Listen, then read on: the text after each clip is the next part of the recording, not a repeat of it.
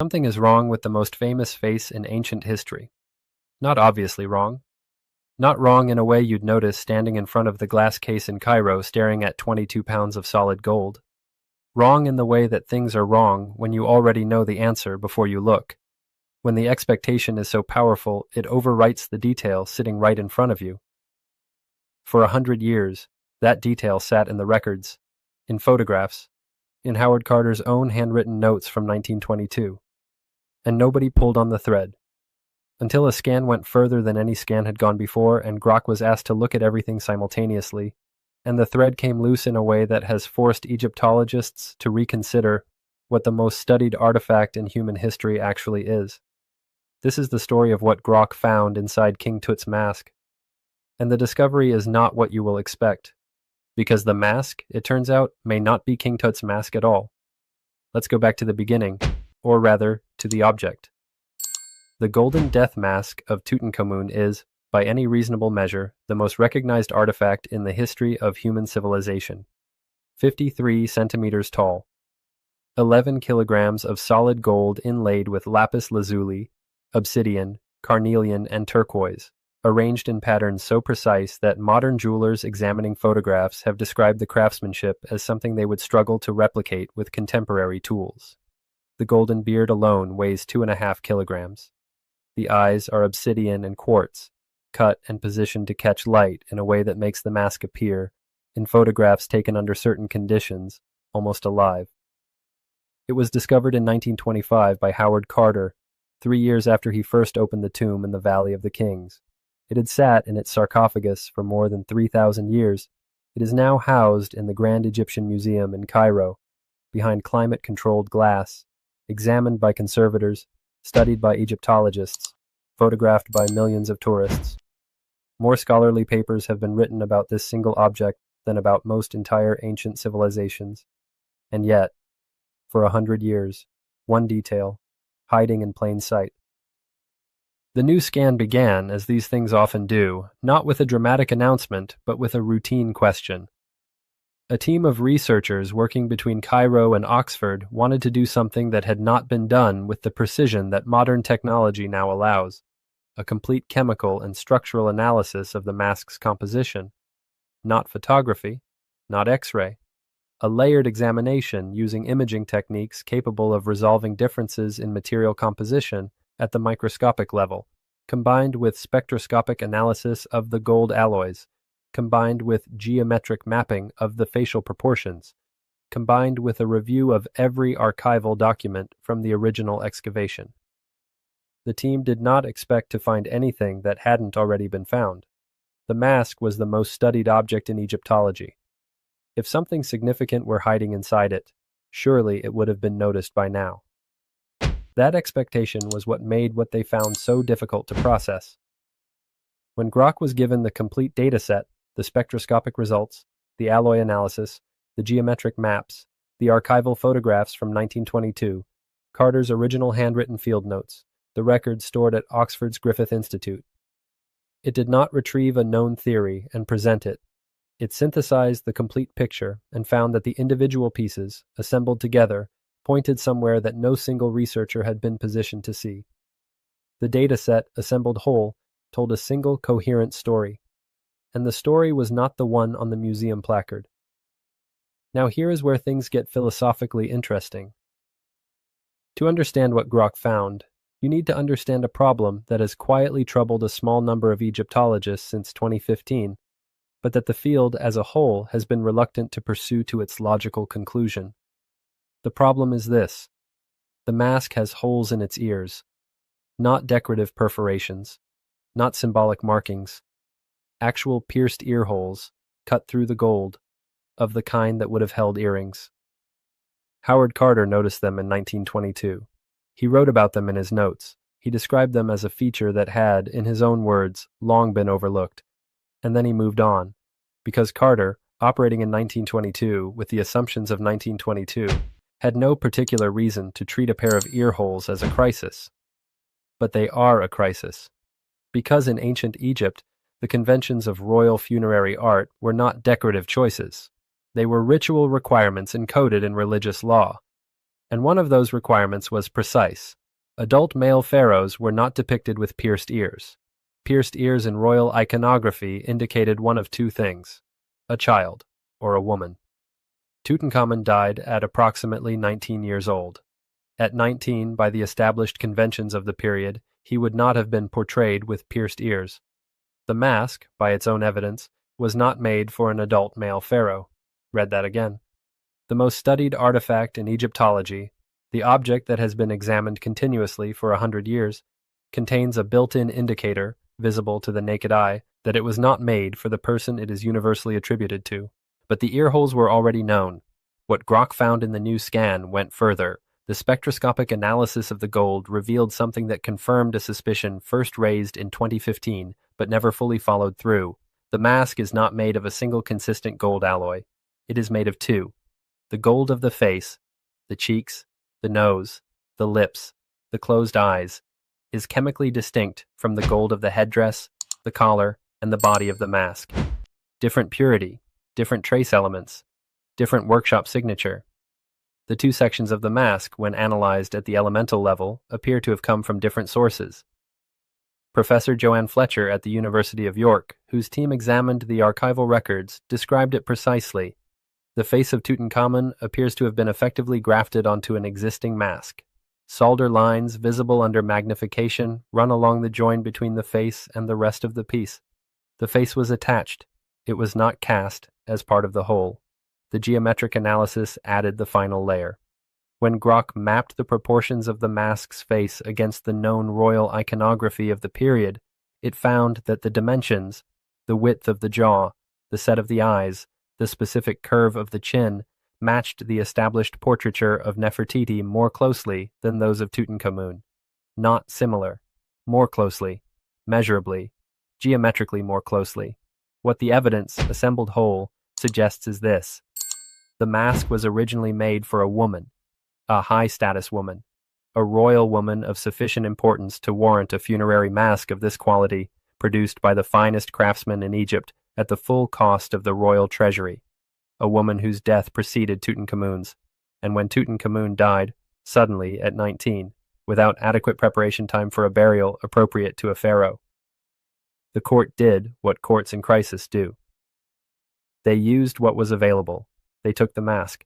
They solder-joined Tutankhamun's face onto the existing body. They left the earring holes because filling them perfectly would have required more time than the rushed burial allowed, and they sealed it in the sarcophagus, where it lay undisturbed for 33 centuries. The question of whose mask it originally was has one obvious candidate: Nefertiti, Tutankhamun's stepmother.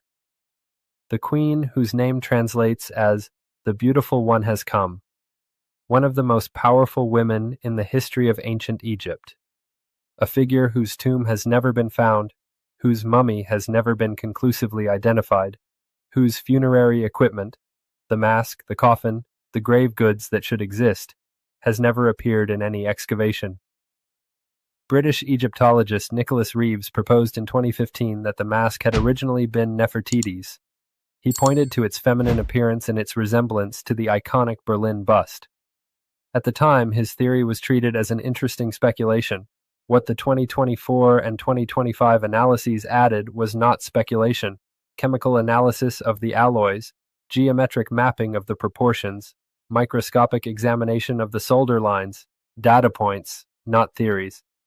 And Grok's contribution was to take all of those data points, the alloy chemistry, the geometric mapping, the archival photographs, Carter's field notes, the ear holes, the rushed burial evidence, the paint blotches on the tomb walls that showed the burial had been sealed before the paint was dry, and ask what single explanation best accounts for everything simultaneously.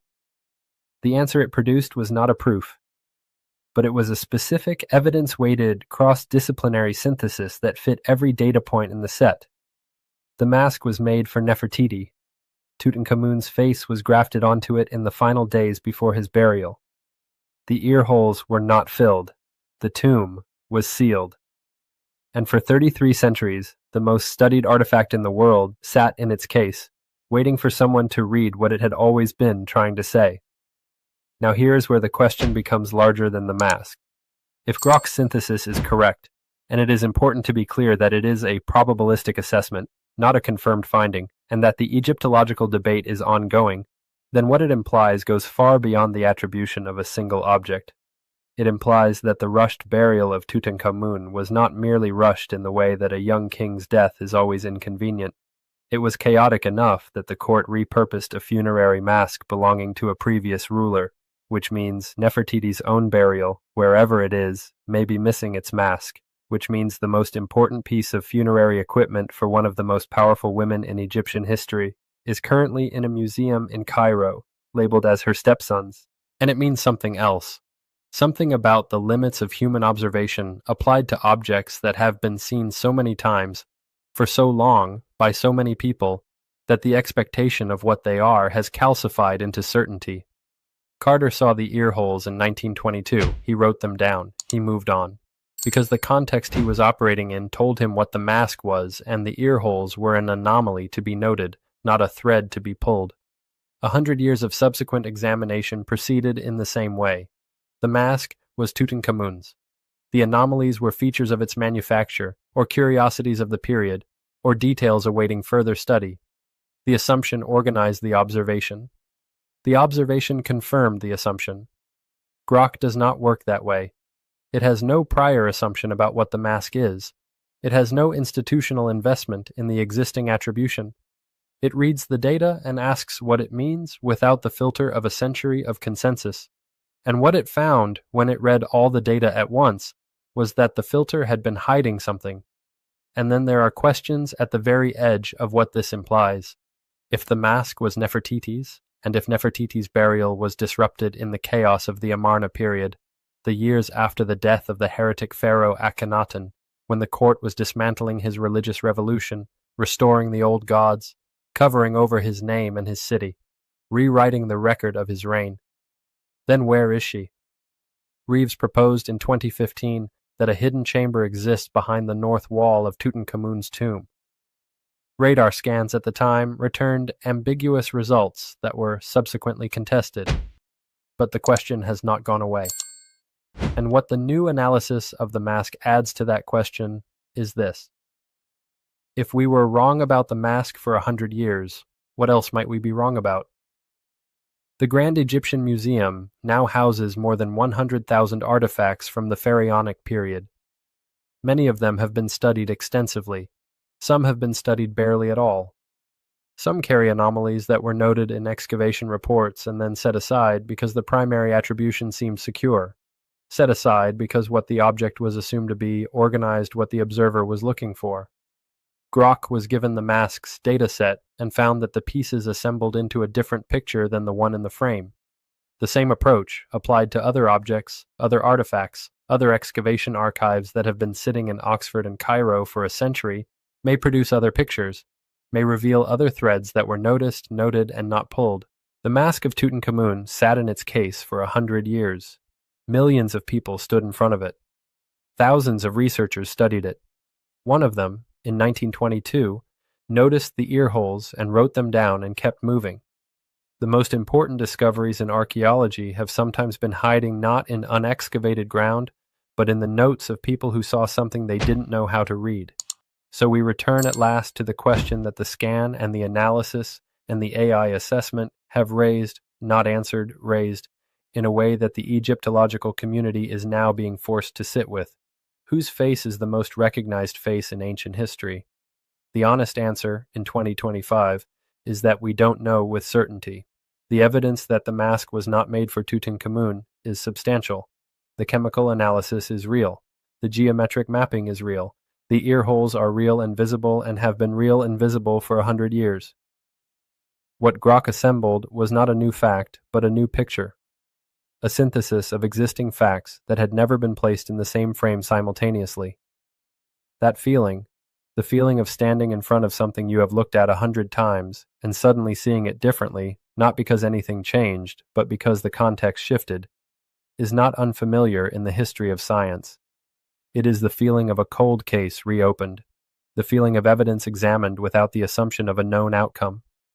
The mask is still in Cairo, still behind glass. still described on the placard as the funerary mask of Tutankhamun, still studied, still photographed, still stared at by visitors who have no particular reason to question what the label says. But the ear holes are still there too. They have always been there. And the question of why they are there, and what they tell us about the frantic final days of a young king's burial, and the woman whose mask may have been given to him, has not been answered. Not yet. Perhaps the most significant thing Grok found inside King Tut's mask was not the chemical signature of the mismatched gold, or the geometric proportions that map more closely to a queen than a king. Perhaps it was the demonstration that the most studied object in the world can still hold a secret. That certainty, applied long enough, becomes invisible, and that when you remove the certainty and read the evidence fresh, the evidence says something different. The mask has been telling